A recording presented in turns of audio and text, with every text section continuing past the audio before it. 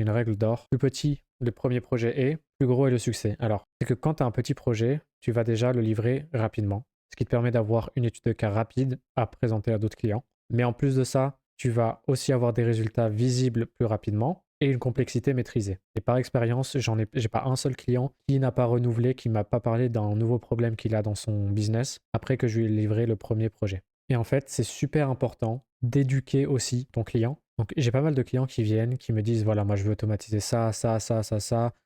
Par exemple, je veux automatiser tout mon process de vente. Et c'est super parce que ça fait un gros projet.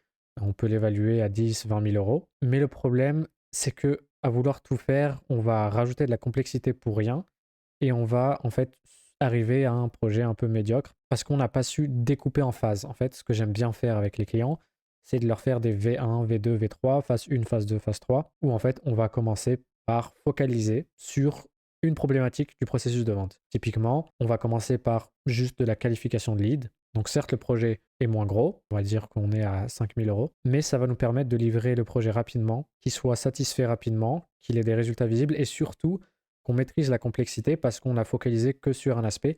Et ensuite, en général, dans tous les cas, de toute façon, il va vouloir re-signer avec nous, ça c'est vraiment pas un souci. En général, quand j'ai un client qui refuse cette phase-là, c'est plutôt un red flag pour moi.